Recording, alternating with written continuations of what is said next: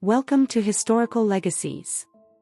Here, we dive into history's most intriguing stories, unraveling mysteries and uncovering truths from the past.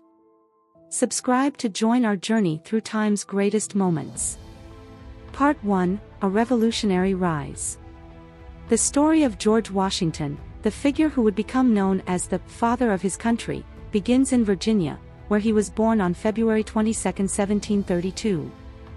From the outset, Washington's life was shaped by the rugged, colonial world of America in the 18th century, a world marked by survival, resourcefulness, and a strong connection to the land. Washington's father, Augustine Washington, was a prominent landowner, giving young George some experience of the colonial elite life, but his father's death when Washington was only 11 would leave him largely responsible for the family's affairs at an early age. Forced to mature quickly, Washington learned early lessons in responsibility and leadership, skills that would be essential throughout his life. These formative years were also filled with a deep commitment to his family and a desire for social advancement, elements that shaped his character and ambitions. The Virginia of Washington's youth was a place where the seeds of American independence were already quietly taking root. The colonies were under British rule, but the distinct American identity was growing with each generation. As a young man, Washington became exposed to these ideas while managing Mount Vernon, the estate he inherited from his half-brother Lawrence, and observing how colonial politics and British policies affected the lives of Virginians. He developed an early understanding of the British government's influence over the colonies, particularly in matters of taxation, trade, and defense. Over time, Washington's experiences in Virginia allowed him to see firsthand the frustrations and limitations imposed by British rule. However, Washington's life and career ambitions were not solely tied to his home state. His initial professional pursuit was as a surveyor, a trade that not only gave him a keen understanding of Virginia's geography but also introduced him to the region's vast frontiers and emerging conflicts. It was this role that allowed him to develop his physical strength, resilience, and connection with the land, all critical traits for the leader he would become. Through his work, he interacted with people from all walks of life, and his exposure to Virginia's diverse communities gave him an appreciation for the diversity of colonial society, a perspective that would later inform his broader approach to leadership. As Washington transitioned from surveying to military service, his life took a dramatic turn. When he joined the Virginia militia, he found himself in a position of responsibility that pushed him to new levels of discipline, strategic thinking, and courage. His experiences during the French and Indian War were particularly formative, exposing him to combat, the hardships of military life, and the complexities of leadership. Washington's courage and dedication in this challenging role earned him both respect and a growing sense of confidence. By the time the French and Indian War ended, Washington was known as a rising star, and his reputation as a man of resilience and intelligence spread far beyond Virginia. With a blend of strategic insight, leadership qualities, and an awareness of colonial tensions, Washington began to consider the possibilities of America's future. This early phase of his life was essential in forging his character and his values, which would later become pivotal in his role as a leader during the Revolutionary War. The young man who had learned to lead through surveying, land ownership, and military service was now prepared for something far greater. As Washington looked toward his future, he could not have foreseen the role he would play in American independence. Yet, with each experience, Washington was moving closer to his destiny as a central figure in the birth of a new nation. Part 2: The Soldier and Leader. George Washington's transformation from a landowner to a seasoned soldier began with his first military experiences in the French and Indian War. This conflict, which lasted from 1754 to 1763, was a crucial period not only in Washington's life but also in the shaping of North America's political landscape. As Britain and France clashed over control of North America's territories, colonial leaders in Virginia realized the need to prepare for defense, and Washington saw an opportunity to prove his loyalty and build his reputation. Appointed as a major in the Virginia militia, he undertook his first military assignment, a dangerous expedition to deliver a message to French forces warning them to vacate the Ohio Valley. This journey exposed Washington to the treacherous frontier, testing his endurance and courage. This mission marked the beginning of Washington's active involvement in military affairs, but it also introduced him to the complexities of colonial and Native American relations. As Washington ventured through harsh terrain, he encountered various Native American tribes who played crucial roles in the region's power struggles. He began to recognize the importance of alliances and diplomacy, which would prove critical in his later leadership. After successfully delivering his message, Washington returned to Virginia, where his bravery was recognized, boosting his status within the colonial ranks. However, Washington's next assignment would push him into a deadly conflict. In 1754, he led a small force back into the Ohio Valley to confront French forces, sparking the first skirmish of the French and Indian War. Although inexperienced, Washington's actions demonstrated his determination, but they also revealed his lack of formal military training. In a critical engagement at Fort Necessity, his forces were outmatched by the French, forcing him to surrender and retreat, a humbling defeat. While this loss marked a challenging moment in Washington's career, it also served as a powerful learning experience, teaching him about strategy, leadership, and the need for preparation. Despite this setback, Washington's reputation grew, and he was promoted to the rank of colonel, taking command of Virginia's military forces. Over the next several years, he dedicated himself to protecting Virginia's frontier settlements from attacks, coordinating with British troops and colonial militias. His leadership during these campaigns was often hampered by a lack of resources and support from the British government, leading Washington to question British policies and their treatment of colonial troops. Washington's frustrations with British command influenced his views on governance and authority, sparking the beginnings of his discontent with British rule. During this period, Washington's experience in battle and leadership solidified his reputation as a determined and capable commander. His tactics improved, and he developed a disciplined approach to military strategy, emphasizing training, order, and courage under pressure. By the war's end in 1763, Washington was one of Virginia's most respected military leaders, admired for his resilience, loyalty, and commitment to his troops. The French and Indian War had honed his leadership skills and exposed him to the intricacies of colonial politics, arming him with the insights and experience that would later be essential to the American cause. Upon retiring from the military after the war, Washington returned to Mount Vernon with a wealth of knowledge and an evolving sense of identity. He had gained a broader perspective on colonial unity, understanding that the colony's shared struggles required coordinated effort and common goals. As he resumed his life as a Virginia planter, Washington's sense of duty to his fellow colonists remained strong. Though he could not yet foresee his future role, Washington's time as a soldier and leader had laid a powerful foundation for the monumental responsibilities awaiting him. The lessons learned during the French and Indian War would later inform his strategies and decisions as the Revolutionary War commander, shaping his approach to freedom, sacrifice, and leadership on the grandest scale. Part 3: The Call to Revolution. The years following the French and Indian War saw George Washington emerging as one of Virginia's most prominent figures. Settling into life at Mount Vernon, Washington devoted himself to managing his estate, expanding his wealth, and investing in new agricultural methods. But his years as a colonial soldier had left him with deep-seated frustrations toward British rule, especially the disdain he felt colonial forces faced under British command. As political tensions mounted between Britain and the American colonies, Washington's concerns about British policies began to grow, reflecting a transformation from loyal subject to revolutionary supporter.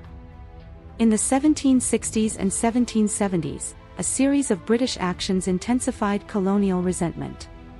The British government, facing a massive debt after the French and Indian War, imposed new taxes on the colonies, such as the Stamp Act and the Townshend Acts. These laws angered many colonists, who believed they were being unfairly taxed without representation in Parliament. For Washington, a man who had always valued justice and fairness, these taxes represented an unacceptable imposition on colonial freedoms. Alongside fellow Virginian leaders like Patrick Henry and Thomas Jefferson, Washington began to advocate for colonial rights and to question Britain's authority over the colonies. Washington's dissatisfaction deepened with the imposition of the Intolerable Acts in 1774. These laws, intended to punish Massachusetts for the Boston Tea Party, were seen by many as a direct attack on colonial self-governance. Washington viewed the acts as proof that Britain was determined to strip the colonies of their rights. When Virginia called for a convention in Williamsburg to address these issues, Washington attended as a delegate, taking his first formal steps into the revolutionary movement. During this convention, Washington expressed his support for a unified response to Britain's policies, urging the colonies to stand together in defense of their freedoms.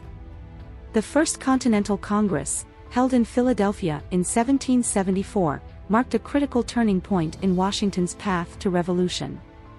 Washington joined the Congress as a Virginia delegate, meeting with leaders from across the colonies to discuss the next steps in their resistance. Here, he witnessed the unity and resolve of the colonies, an experience that strengthened his belief in the need for a united front against British oppression. Washington's quiet but firm stance on colonial rights gained him the respect of his peers, setting the stage for his future leadership role. As tensions continued to rise, the conflict between Britain and the colonies escalated to violence. In April 1775, the battles of Lexington and Concord broke out, igniting the Revolutionary War. When the Second Continental Congress convened, the need for military leadership was urgent, and all eyes turned to Washington. His reputation as a disciplined and experienced military leader made him an obvious choice to lead the Continental Army. Washington's acceptance of this role was a turning point, not only for him but for the entire Revolution. Stepping into his new command, Washington committed himself fully to the cause, recognizing the magnitude of the struggle ahead. Washington's decision to join the revolutionary cause reflected a profound shift from loyal colonial subject to champion of independence. The transformation was complete. Washington was now ready to lead a fight for freedom, bringing his military skills, strategic insight, and unwavering commitment to the cause. With Washington at the helm, the colonies had a leader who understood sacrifice, discipline, and the power of unity, qualities that would define his journey and that of the nation he sought to create. Part 4: The Relentless Commander. With the Continental Army under his command, George Washington faced an enormous challenge, transforming a group of untrained farmers, shopkeepers, and tradesmen into a cohesive fighting force capable of taking on the British Empire. In June 1775, Washington arrived in Cambridge, Massachusetts, where the Continental Army was stationed. The men were unprepared, short on supplies, and divided by regional loyalties. Despite these difficulties, Washington committed himself to molding this army into a disciplined force, instilling in them the values of duty and sacrifice. He tirelessly worked to improve training, increase organization, and strengthen their resolve, believing that only a united and disciplined army could withstand the might of Britain. The first true test of Washington's leadership came in 1776, when British forces captured New York City, forcing Washington's army into a humiliating retreat. The defeat was devastating, and many questioned whether the Continental Army could survive. Yet, Washington's resilience shone through as he managed to regroup and execute a daring surprise attack across the Delaware River in December 1776. At the Battle of Trenton, Washington's forces defeated a Hessian garrison, marking a vital turning point in the Revolutionary War. This victory not only lifted the morale of his troops but also demonstrated Washington's courage and strategic vision, bolstering his reputation as a relentless commander willing to take risks for the cause of liberty. Despite the victory at Trenton, the war was far from won. Washington and his army endured tremendous hardship, particularly during the winter of 1777 to 1778 at Valley Forge. Facing freezing temperatures, disease, and severe shortages of food and supplies, the soldiers suffered immensely. Yet, Washington stayed with his men throughout this brutal winter, sharing in their struggles and inspiring them with his unwavering presence. His leadership during this period forged a deep bond of loyalty between him and his troops. Washington's ability to endure alongside his soldiers turned Valley Forge into a symbol of resilience and dedication that strengthened the revolutionary spirit. To further enhance the Army's capabilities, Washington welcomed the assistance of foreign officers, most notably Baron von Steuben, a Prussian military officer who arrived at Valley Forge in 1778. Von Steuben brought rigorous training techniques that transformed the Continental Army's discipline and effectiveness. Under his guidance, the soldiers drilled endlessly, mastering formations and maneuvers that elevated their performance in battle.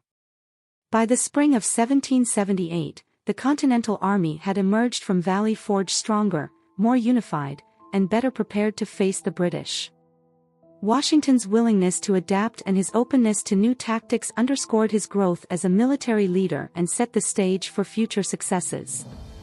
Washington's resilience was tested once again during the prolonged campaigns in the South, where British forces sought to exploit divisions among the colonies. Employing a strategy of attrition, Washington recognized that the Continental Army could not match the British in open field battles, so he focused on small, strategic victories and alliances with local militias. This adaptive approach proved effective in wearing down British forces, who struggled to maintain control over vast territories in hostile regions.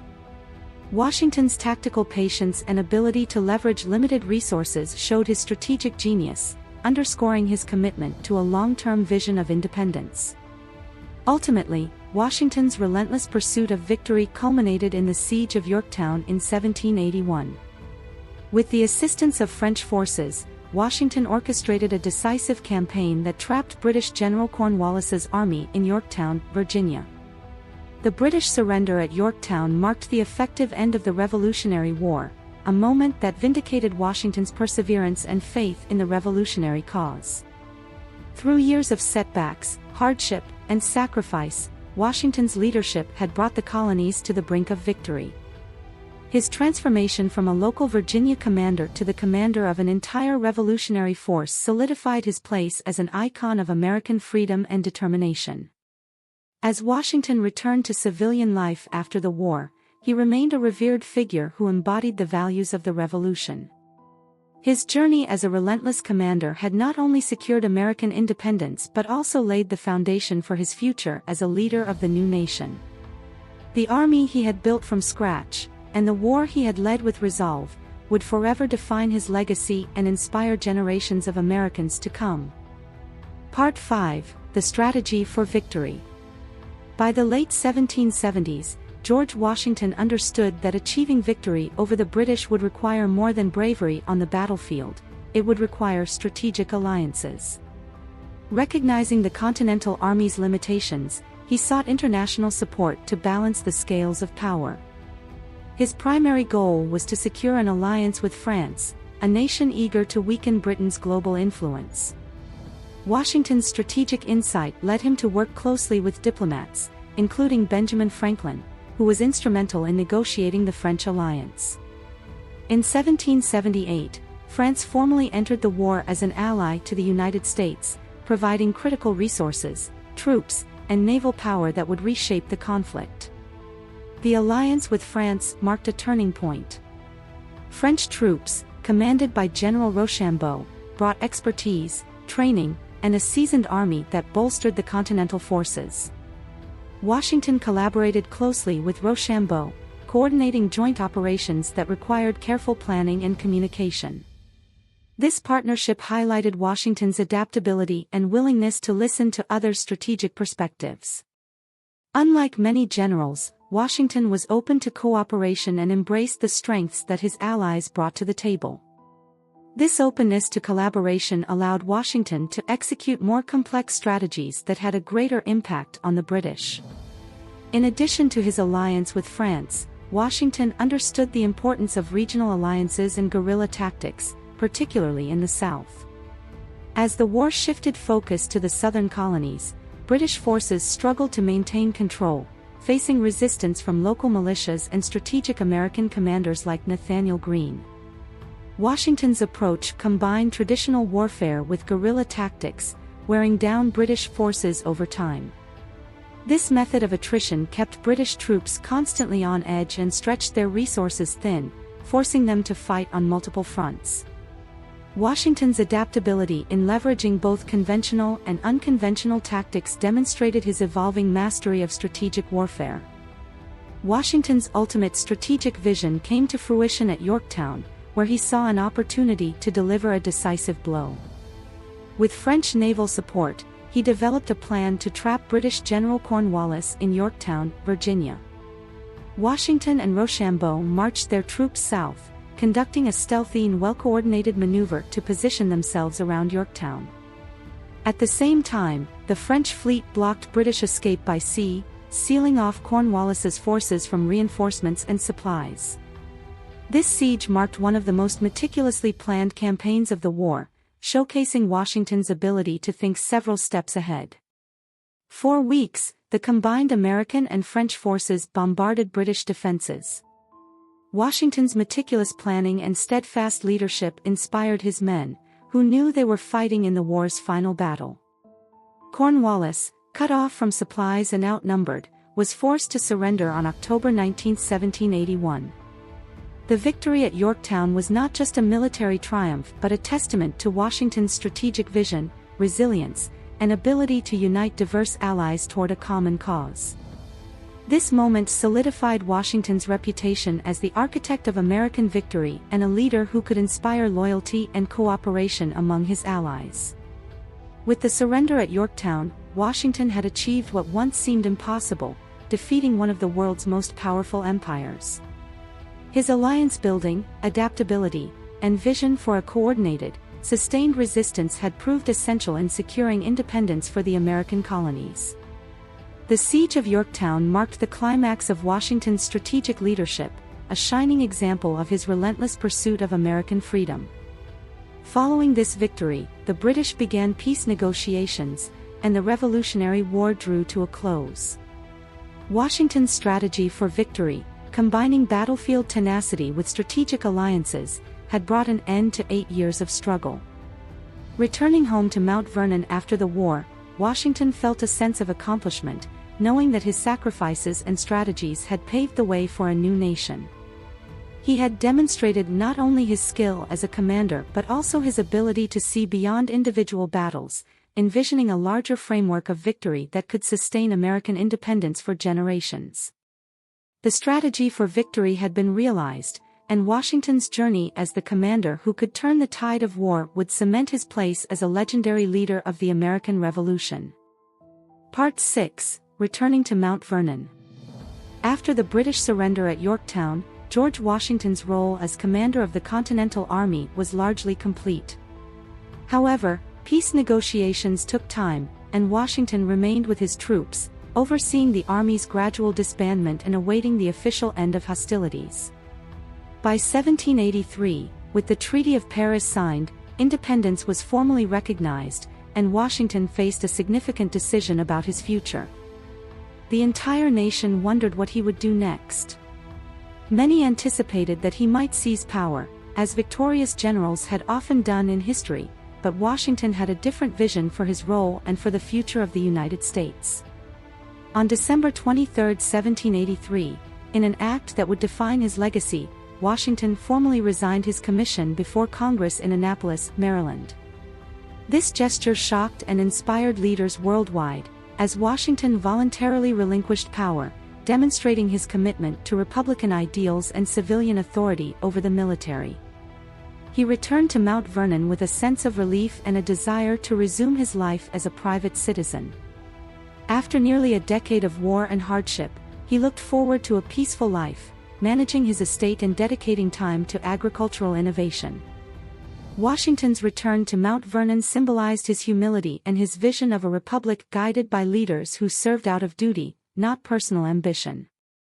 At Mount Vernon, Washington fully immersed himself in farming, applying new techniques and experimenting with crops to make his plantation more self-sufficient. He shifted his focus from tobacco, which depleted the soil, to crops like wheat, reflecting both his environmental awareness and his practical approach to management. He also established a distillery, which became one of Mount Vernon's most profitable ventures. Washington's dedication to improving agricultural practices made him a respected figure among fellow farmers, and his innovations contributed to the development of American agriculture. For Washington, the simplicity of farm life provided solace and an opportunity to give back to his community through example. However, Washington could not entirely escape public affairs. The weaknesses of the Articles of Confederation, which governed the young United States, soon became apparent. Economic struggles, state conflicts, and the government's inability to regulate commerce or provide for defense revealed the need for a stronger central authority. Washington, though reluctant to return to politics, was deeply concerned about the stability and future of the nation he had fought to create. He corresponded with fellow leaders, including James Madison and Alexander Hamilton, discussing the problems facing the Confederation and expressing his growing support for reform. The sense of duty that had driven Washington throughout his life soon called him back into the public sphere. In 1785, he played a pivotal role in the Mount Vernon Conference, which brought representatives from Maryland and Virginia together to discuss navigation rights on the Potomac River. This conference inspired leaders to consider broader discussions on revising the Articles of Confederation, ultimately leading to the 1787 Constitutional Convention. Washington's involvement in these early reform efforts showed his commitment to the country's well-being and his willingness to step forward when his leadership was needed. Although he cherished his quiet life at Mount Vernon, Washington understood that the nation required stability and unity. The country's struggles under the Articles of Confederation compelled him to reconsider retirement, as he realized that his work was far from finished. Washington's deep sense of responsibility to the fledgling United States made it clear that he could not ignore the call to help guide the nation through its next challenges. As discussions of a new constitution gained momentum, many looked to Washington for leadership, believing that his integrity, experience, and dedication were essential for the success of the new government. Washington's peaceful return to private life and his willingness to give up power after the war had elevated his stature both in America and abroad. His reputation as a leader who placed the country's needs above his own ambitions made him a natural choice to preside over the upcoming Constitutional Convention. Although he had hoped to live out his days as a farmer, Washington recognized the importance of his role in shaping the future of the United States. The journey that had begun with his resignation from the Army was about to bring him back into the heart of American political life, as the people called upon him once again to lead them through uncertain times. Part 7: The Constitutional Convention. In 1787, with the young nation facing growing instability, the call for a constitutional convention brought representatives from across the states to Philadelphia. Their purpose was to address the weaknesses of the Articles of Confederation, which had proven inadequate in creating a unified and effective government. Recognizing the need for experienced leadership and a steady hand, the delegates unanimously selected George Washington to preside over the convention. His presence symbolized stability, integrity, and the hope for a united America, lending credibility to the gathering and instilling confidence in the process. Despite his reluctance to return to public life, Washington accepted the role, understanding the critical importance of a strong foundation for the new republic. Throughout the convention, Washington maintained a quiet but commanding presence.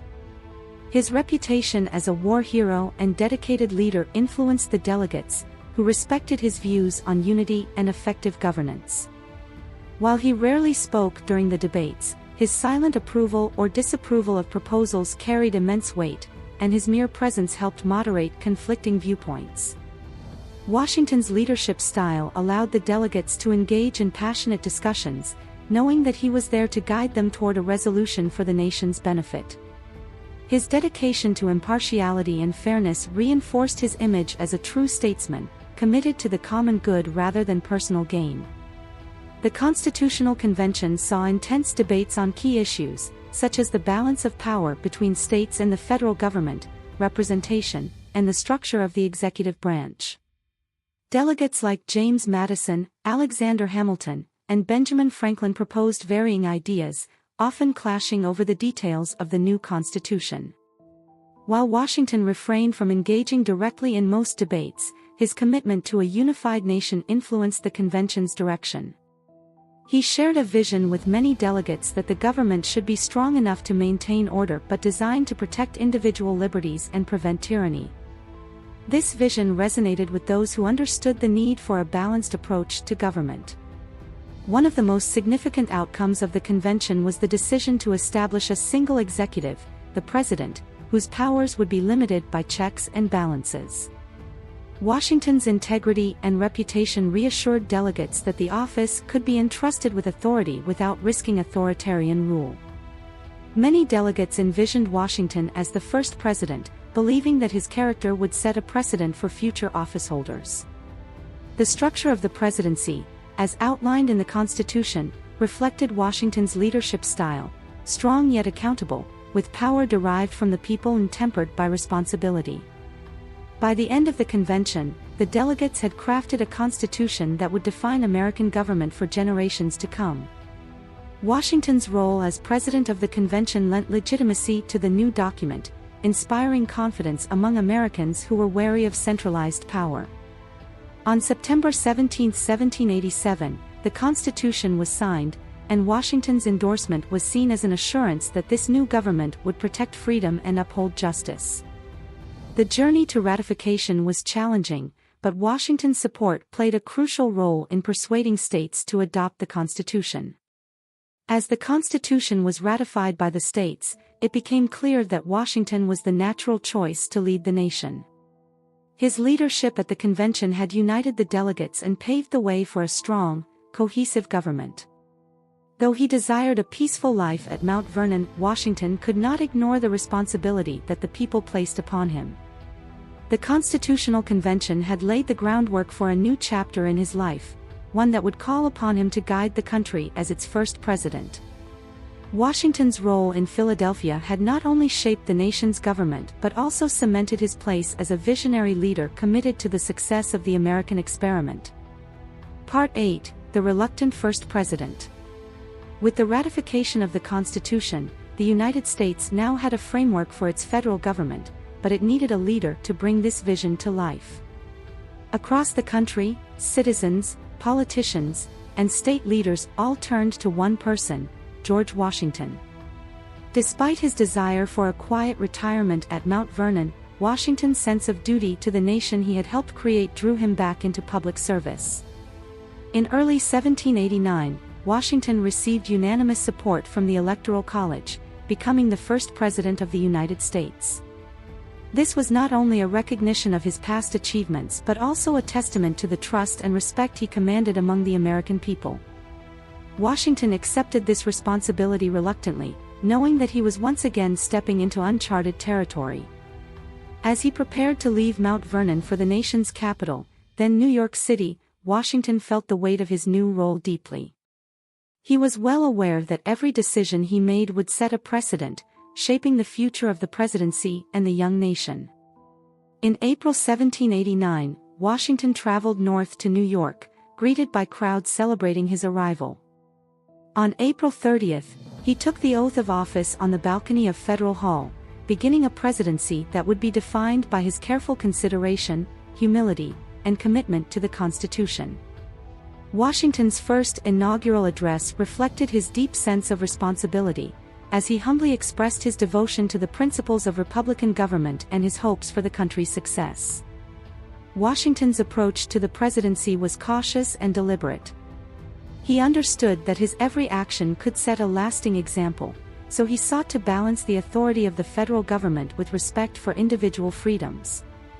One of his first priorities was to establish a functional executive branch, appointing capable leaders who would manage the different departments and advise him on important matters.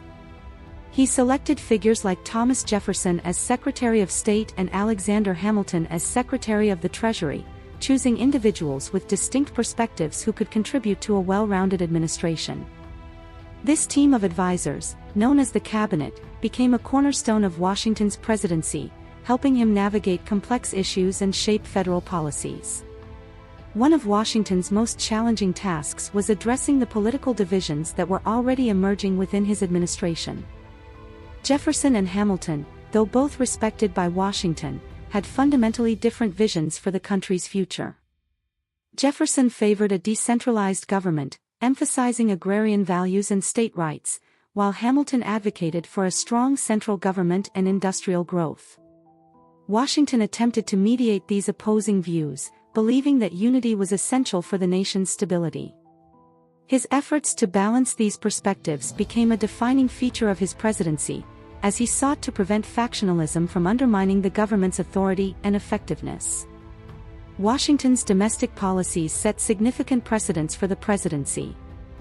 His support for Hamilton's financial plans, including the establishment of a national bank, aimed to stabilize the nation's economy and build trust in the federal government.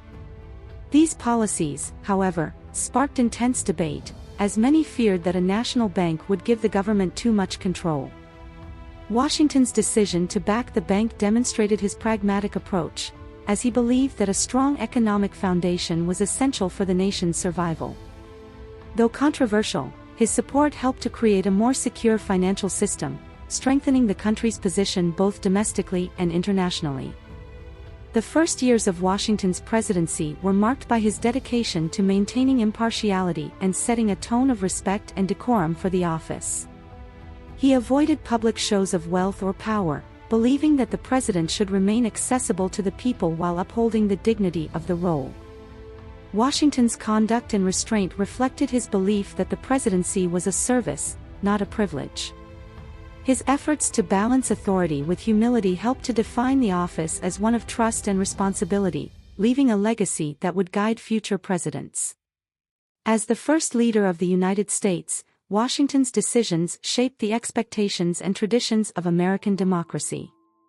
While Washington was cautious, he was also resolute when necessary. He understood that his position required decisiveness, particularly when the country's unity was at stake. This balance between humility and strength became a hallmark of his leadership style. Throughout his presidency, Washington's goal remained constant: to secure a stable, united, and prosperous nation.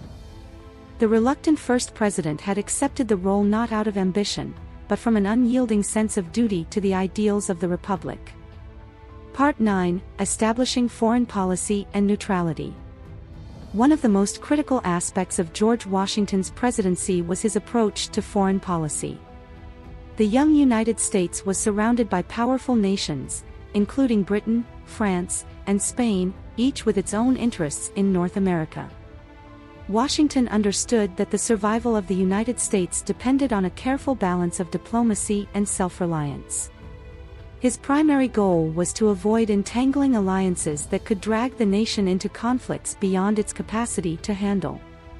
The challenge of establishing a foreign policy that would protect American interests without compromising its independence became a central theme of his presidency. At the time, tensions between Britain and France were escalating, as both nations vied for dominance in Europe. France, having supported the United States during the Revolutionary War, expected reciprocal support, while Britain continued to exert influence over American trade and territory. Washington faced immense pressure to choose sides, especially as figures like Thomas Jefferson and Alexander Hamilton took opposing stances on the issue. Jefferson sympathized with the French cause, seeing their revolution as an extension of the fight for liberty, while Hamilton prioritized stable economic relations with Britain, the United States' main trading partner. Washington found himself navigating these conflicting pressures as he crafted a foreign policy that prioritized American interests above all. In 1793, Washington issued the Proclamation of Neutrality, declaring that the United States would remain impartial in the conflict between Britain and France.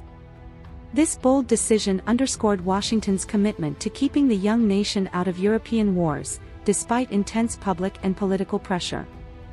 The Proclamation of Neutrality set a precedent for American foreign policy, establishing a principle of avoiding entanglements in foreign conflicts that would persist for generations.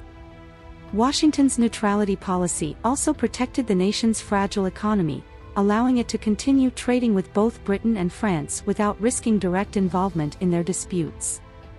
Despite Washington's efforts to maintain neutrality, challenges arose. Britain's continued interference with American trade and its support for Native American resistance in the Northwest Territory led to increasing tension.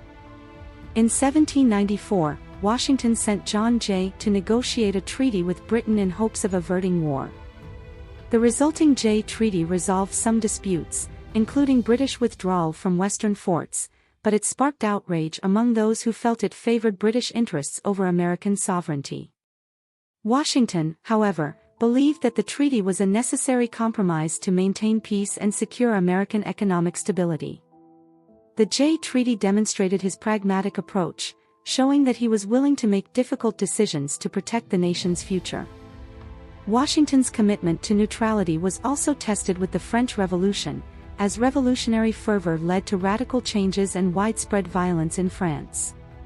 The French ambassador to the United States, Edmond Charles Genet, attempted to rally American support for France's war against Britain, even going so far as to recruit American ships and soldiers. Washington firmly resisted these efforts, asserting that the United States would not be drawn into foreign wars. His response to the Genet affair reinforced the principle that foreign policy decisions would be made by the government, not by foreign influence or popular sentiment.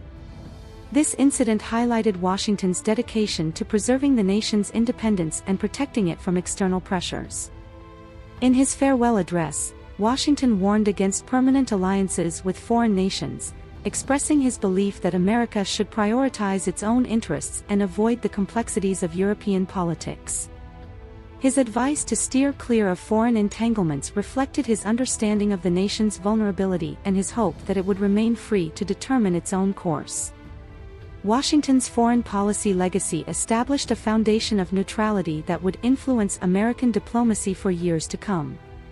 His insistence on prioritizing American interests above partisan or foreign allegiances became a cornerstone of the nation's approach to the world stage. Washington's foreign policy decisions showcased his foresight and dedication to safeguarding the United States from unnecessary conflicts. By establishing a neutral stance, he allowed the young nation to grow economically and politically, free from the pressures of European powers. His commitment to neutrality, though controversial at times, protected the country during its formative years, allowing it to focus on internal development and laying the groundwork for future prosperity. As the first president, Washington's cautious and principled foreign policy ensured that the United States could emerge as a stable and independent power. His vision of a strong but cautious republic would guide American foreign policy well into the future.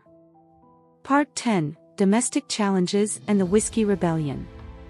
As George Washington continued his presidency, he faced significant domestic challenges that tested the authority and resilience of the new federal government. One of the most notable was the Whiskey Rebellion of 1794, an uprising that centered around a federal excise tax on distilled spirits.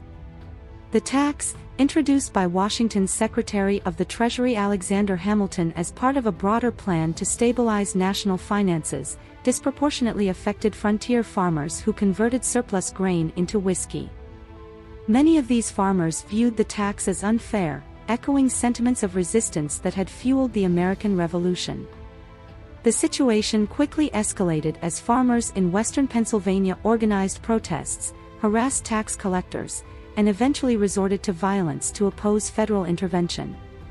The Whiskey Rebellion posed a significant threat to Washington's administration, as it represented a direct challenge to the authority of the federal government under the new Constitution.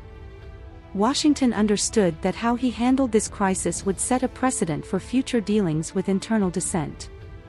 He believed that allowing the rebellion to go unchecked would undermine the government's legitimacy and encourage further resistance to federal laws. Determined to assert the authority of the Constitution, Washington made the unprecedented decision to mobilize the militia, calling up over 12,000 troops from various states to suppress the rebellion. It was the first and only time a sitting U.S. president personally led troops into the field, though he later handed command to General Henry "Light Horse Harry" Lee before any fighting occurred. Washington's decisive response to the Whiskey Rebellion marked a pivotal moment in establishing federal authority. When the army arrived in Pennsylvania, the rebels disbanded without major conflict, demonstrating the effectiveness of a strong federal response. Washington's handling of the crisis sent a clear message that the government would not tolerate violent resistance to its laws, setting an important standard for the rule of law in the United States. While some criticized his actions as excessive, Washington's supporters argued that the rebellion's peaceful resolution proved the necessity of federal enforcement powers to maintain stability and unity. The suppression of the Whiskey Rebellion highlighted the new government's ability to enforce laws across state lines, reinforcing the Constitution's authority over the individual states. The Whiskey Rebellion also illustrated Washington's balancing act between federal power and civil liberties. He was aware of the potential for overreach, yet he believed that the stability of the nation depended on its citizens' respect for duly enacted laws. Washington's handling of the rebellion reinforced the federal government's role in maintaining order, but it also raised questions about the limits of that authority and the rights of the people to protest governmental decisions. This delicate balance between order and freedom became a defining theme of his presidency, shaping his approach to both domestic and foreign policy. Washington's efforts to maintain peace while upholding the rule of law reflected his vision of a unified republic guided by principles of justice and equality. Beyond the Whiskey Rebellion, Washington faced other domestic issues that required careful governance.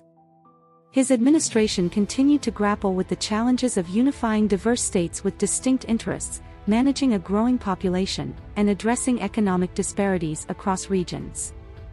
Washington's vision for the country included an interconnected economy with a focus on infrastructure improvements, such as roads and canals, to facilitate trade and communication between states. He believed that these efforts would help foster national unity, bridging divides between urban centers and frontier settlements. This vision was foundational for his approach to leadership, as he sought to create a nation that was strong and cohesive, yet respectful of individual and regional identities. Washington's presidency also saw increased tensions between emerging political factions, primarily the Federalists, led by Hamilton, and the Democratic Republicans, led by Jefferson. While Washington himself tried to remain above partisan conflicts, the intense rivalry between his cabinet members underscored the difficulties of maintaining unity within the government. Washington grew increasingly concerned that factionalism would undermine the ideals of the Revolution, warning against political parties that he believed could divide the country and distract from the common good. This concern was a central theme in his later years, particularly as he prepared to leave office and pass the torch to the next generation of American leaders. The Whiskey Rebellion and other domestic challenges revealed the complexities of governing a new nation, where the balance between authority and individual freedoms remained tenuous. Washington's responses to these issues set important precedents for how future presidents would handle internal conflicts and enforce federal laws. By the time he had dealt with the rebellion, Washington had solidified the federal government's ability to maintain order and support national unity. His actions underscored his dedication to the Constitution and his belief that a successful republic required a strong, yet fair, central government. These early struggles of Washington's presidency demonstrated his unwavering commitment to the principles of democracy, guiding the nation toward a stable and lasting peace. Part 11, The Farewell Address. As George Washington's second term as president came to a close, he faced mounting pressure to continue leading the country. Many Americans hoped he would remain in office, fearing that his departure would destabilize the young republic. However, Washington was resolute in his decision to retire, believing that stepping down would demonstrate the importance of peaceful transfers of power in a democratic society. His decision to voluntarily relinquish the presidency set an essential precedent, proving that the office was not a lifetime appointment but a temporary role of service to the people. In September 1796, Washington delivered his farewell address, a powerful statement of his hopes and warnings for the future of the United States. The address, published in newspapers nationwide, reflected his deep wisdom and experience, offering guidance on issues he believed could threaten the nation's stability. One of his central messages was a warning against political factions and party divisions. Washington expressed concern that political parties would foster resentment, distract from public duties, and create factions that prioritized their interests over the common good. His caution against partisanship remains one of the most enduring messages of his farewell, reflecting his vision of a united nation focused on collective goals rather than partisan agendas. Washington also emphasized the importance of national unity, urging Americans to see themselves as part of a single, unified country rather than divided by regional or state identities. He feared that sectionalism, the tendency of different regions to prioritize their interests over national concerns, could fracture the nation, leading to discord and instability. Washington's call for unity was particularly significant, as he had witnessed firsthand the challenges of holding the country together during the Revolution and his presidency. He believed that a shared sense of purpose was essential for the country's success and urged future leaders to prioritize policies that promoted unity and cooperation. Another key theme of Washington's farewell address was his advice on foreign policy. Having navigated the challenges of international diplomacy, he warned against forming permanent alliances with foreign nations, advocating instead for neutrality and non-involvement in European conflicts. He recognized that as a young and relatively weak nation, the United States needed to focus on its internal development rather than becoming entangled in foreign wars. Washington's emphasis on neutrality reflected his understanding of the nation's vulnerability and his hope that America would chart its own course, free from the influence of other powers. His caution against alliances became a guiding principle of American foreign policy for much of the 19th century, shaping the country's diplomatic approach as it grew on the global stage. The farewell address also contained advice on the importance of religion, education, and morality in preserving a just society. Washington believed that a virtuous citizenry was essential for a republic's success, and he encouraged future generations to uphold ethical values and promote education as a means of fostering responsible governance. His words emphasized the role of civic duty and personal responsibility in sustaining a free and fair government. Washington's belief in the value of character and integrity underscored his broader vision for a nation that upheld justice, equality, and the rule of law. Washington's farewell address was more than a statement of retirement. It was a legacy document that encapsulated his vision for the United States. His decision to step down and offer this final counsel cemented his role not only as a president but as a founding guide for the American Republic. The address became a timeless message, with each generation interpreting and applying its wisdom in light of contemporary challenges. By choosing to retire, Washington reinforced the principles of democracy, showing that true leadership meant knowing when to step aside and allow others to continue the journey. His farewell to the presidency symbolized his ultimate act of service to the nation, ensuring that future leaders would view the presidency as a position of responsibility, duty, and respect for the people's will. Part 12: Legacy of Leadership and Character. With his departure from the presidency, George Washington left behind a legacy that would shape the character of American leadership for generations. More than just the first president, he became the benchmark for presidential conduct, embodying qualities of humility, resilience, and dedication to democratic principles. Washington's commitment to the ideals of the Revolution, his respect for constitutional authority, and his vision for a unified nation marked him as an extraordinary leader who understood the challenges of building a republic from the ground up. Washington's character was shaped by his experiences on the battlefield, his years managing Mount Vernon, and his time as the nation's leader. He valued discipline, honor, and integrity, seeing these traits as essential for anyone entrusted with public responsibility. Unlike many figures of his time, he had no desire for absolute power or lifelong rule, a restraint that became one of his defining characteristics. By stepping down voluntarily, Washington set a powerful precedent for future presidents to follow, ensuring that the office remained one of service, not privilege. This gesture demonstrated his belief that the government existed for the people, not for the aggrandizement of any single individual. Washington's dedication to duty and his reluctance to wield power for personal gain contributed to his status as a trusted leader. His lack of formal education was counterbalanced by his lifelong commitment to self-improvement and his reliance on sound judgment rather than ambition. Even as he took on the role of commander during the Revolution and later as president, Washington remained keenly aware of his own limitations, often seeking the counsel of those with expertise in areas where he felt less confident. This humility endeared him to his contemporaries, who viewed him as a steady, dependable presence in an era of uncertainty and transformation. Washington's personal values also extended to his views on slavery, a complex and often criticized aspect of his legacy.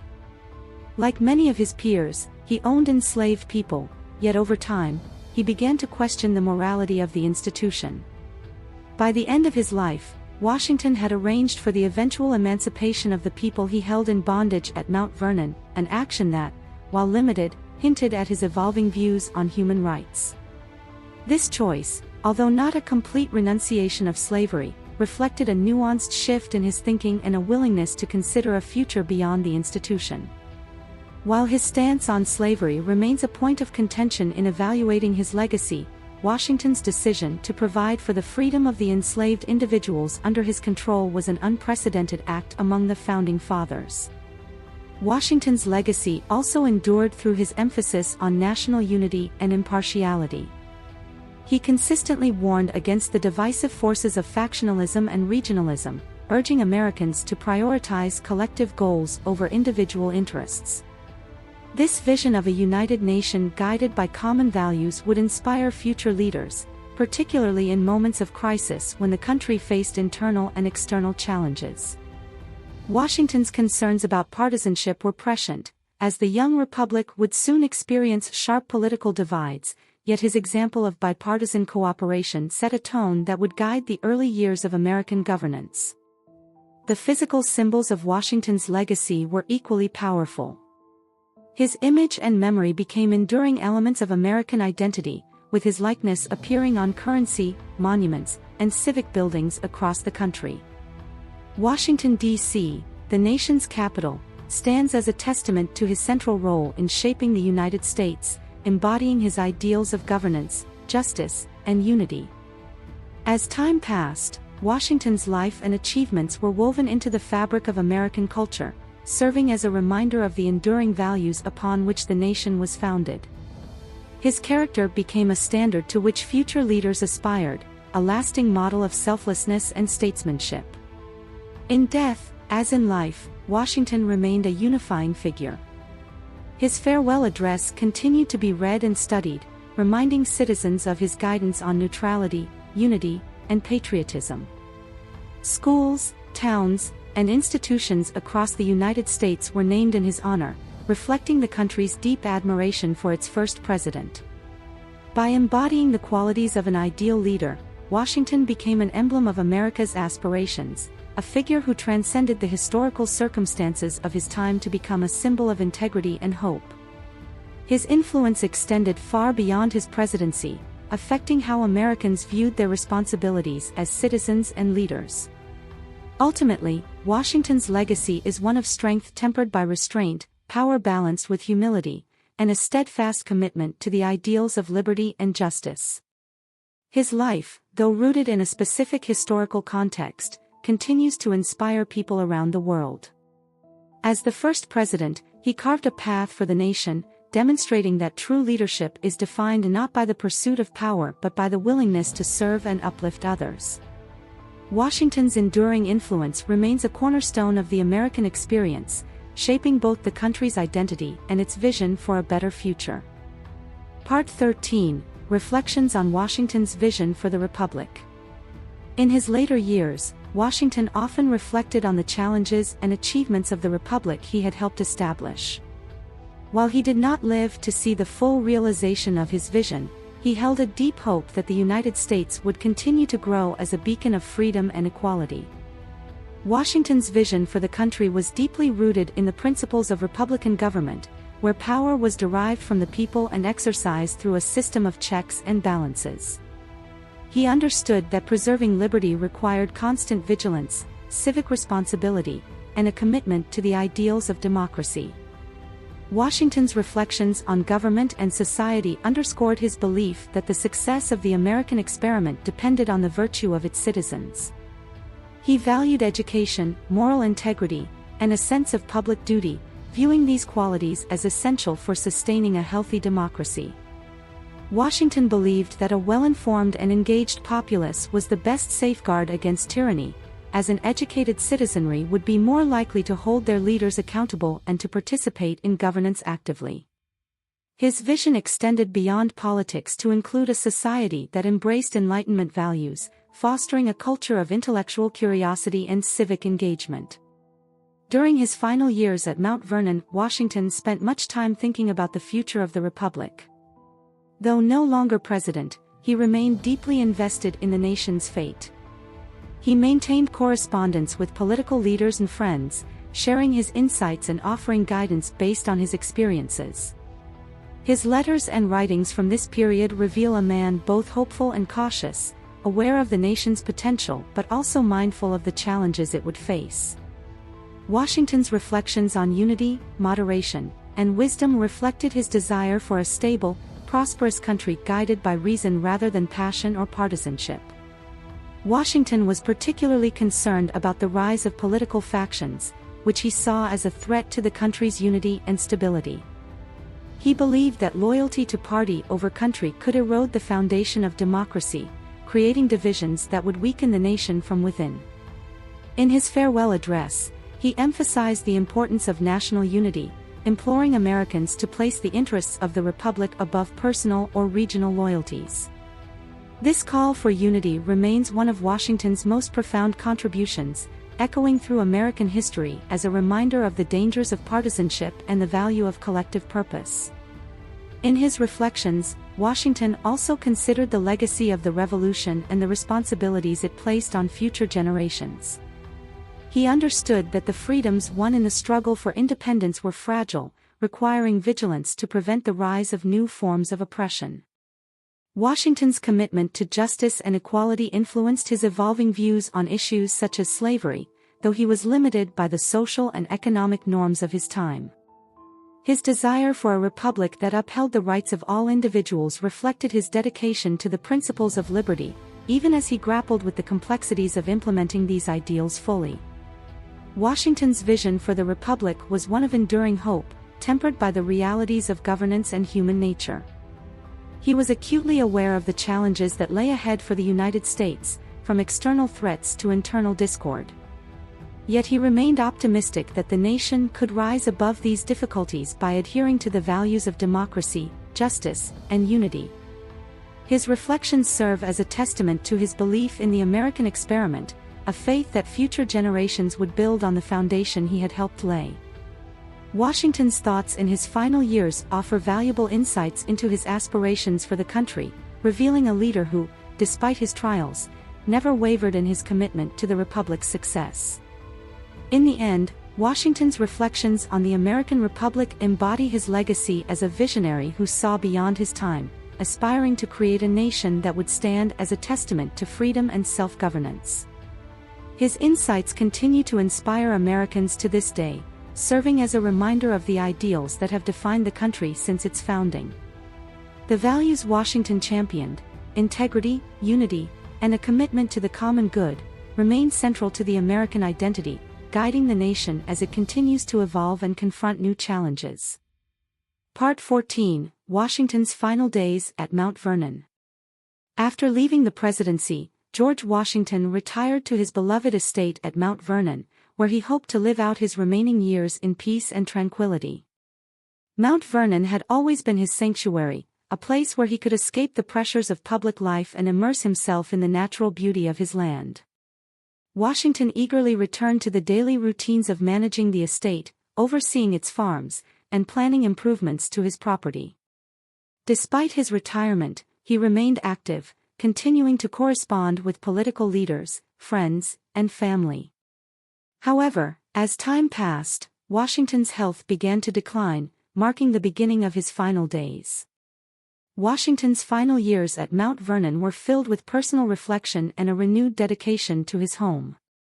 He spent his days supervising farm operations, experimenting with new agricultural methods, and enjoying the quiet life he had long missed. Washington took pride in Mount Vernon's self-sufficiency and innovation, using his knowledge of farming to increase productivity and improve soil quality. He was also a generous host, welcoming friends, family, and visitors who came to pay their respects to the revered former president. Despite his growing frailty, Washington remained involved in every aspect of Mount Vernon's management, demonstrating the same diligence he had shown in public life. In December 1799, however, Washington fell ill after spending hours outside in wet and freezing weather. His illness, which began as a severe sore throat, quickly worsened, and within days, he was suffering from difficulty breathing and high fever. His doctors tried various treatments, including bloodletting, a common medical practice at the time, but their efforts were in vain. As his condition deteriorated, Washington remained composed, facing his final moments with courage and acceptance. He was fully aware of the gravity of his illness, yet he did not fear death, expressing confidence in the legacy he was leaving behind. On December 14, 1799, George Washington passed away at the age of 67. His death marked the end of an era and left the nation in mourning. The news of his passing spread rapidly, and tributes poured in from across the country and around the world. Washington's final words were a simple expression of his readiness for the end, stating, "It is well." These last words epitomized his dignity and strength, reflecting his lifelong commitment to duty and honor. Washington's passing was felt deeply throughout the United States. The nation had lost not only its first president but also its most revered leader, a man whose character and integrity had set the standard for generations to come. Tributes to Washington's life and accomplishments were held in cities and towns across the country. Leaders in government and ordinary citizens alike paid homage to his contributions, recognizing that his vision and leadership had guided the country through its formative years. His funeral at Mount Vernon was a modest affair, befitting the humility he had demonstrated throughout his life. In the days and months that followed, Americans reflected on the impact Washington had made on their young nation. Newspapers published lengthy tributes, and poets, artists, and writers memorialized his life in works that celebrated his contributions to American freedom and democracy. Congress declared a period of national mourning, underscoring the profound sense of loss felt by the nation. Washington's legacy as a leader, patriot, and unifying figure became an enduring part of American identity, inspiring future generations to uphold the values he had championed. Mount Vernon itself became a symbol of Washington's legacy. His family carefully preserved the estate, honoring his memory by maintaining the property as he had left it. In the years that followed, Mount Vernon attracted visitors from across the country and abroad, becoming a place of pilgrimage for those wishing to pay their respects to America's first president. The estate, along with his writings and personal artifacts, provided insights into Washington's life and values, offering a glimpse of the man behind the legendary figure. Washington's final days at Mount Vernon remind us of his humanity and his unwavering dedication to the principles that shaped his life. Even as he prepared for death, he remained committed to the ideals of service and duty that had defined his character. His legacy lives on not only in the symbols and institutions that bear his name but also in the spirit of American democracy itself.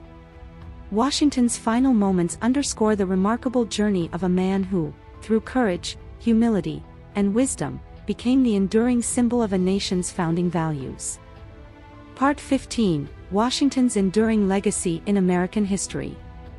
George Washington's influence on American history is unparalleled, with his legacy enduring long after his death.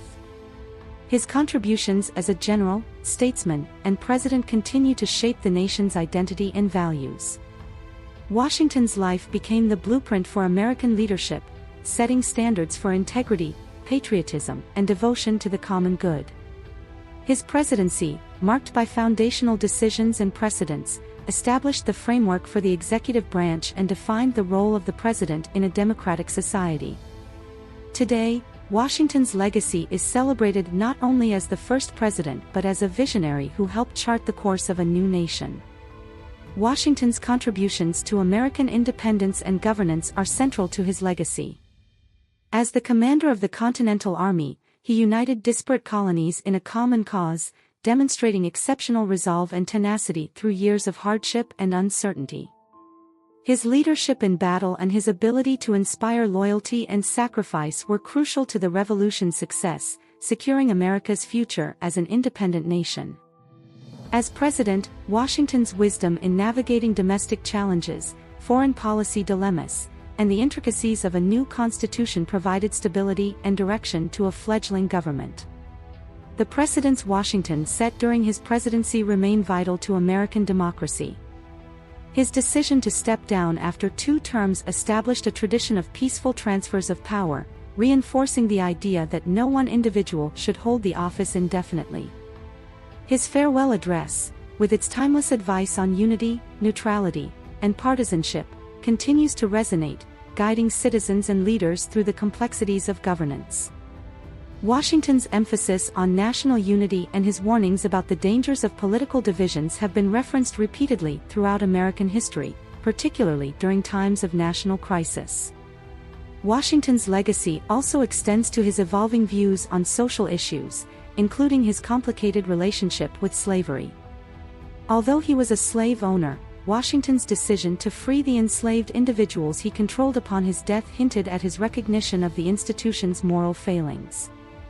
This act, though limited, set a modest example and contributed to the ongoing dialogue on freedom and human rights in America.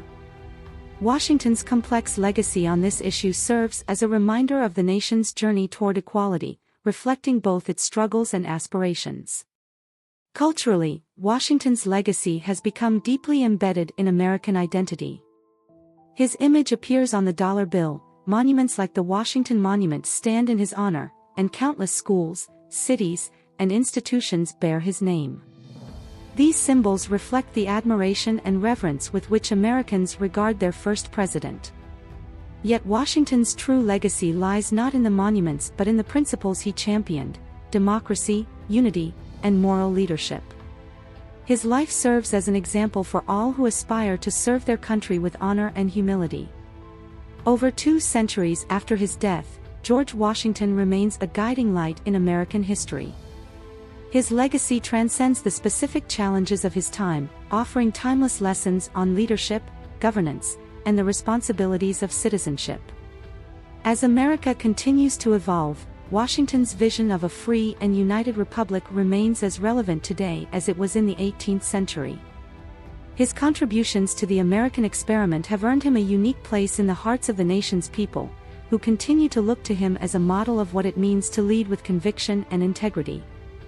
In every generation, Washington's legacy is revisited and reinterpreted, with his values continuing to inspire those who seek to uphold the ideals of democracy and justice. His life and leadership exemplify the best of the American spirit, a dedication to the common good, a commitment to unity, and a belief in the power of people to govern themselves. As a symbol of the nation's founding ideals, Washington's legacy endures, guiding America forward with the principles that he cherished and the vision he helped bring to life. Washington's legacy is a testament to the enduring strength of the American dream, a reminder of the sacrifices made to build a nation grounded in liberty and equality. Through his leadership and character, he established a foundation upon which the United States would grow, evolve, and thrive. His life story remains a source of inspiration and pride, a narrative of courage and hope that continues to illuminate the path for future generations. Thanks for tuning in to Historical Legacies. If you enjoyed this dive into history, please like, subscribe, and share. Join us next time for more fascinating stories from the past.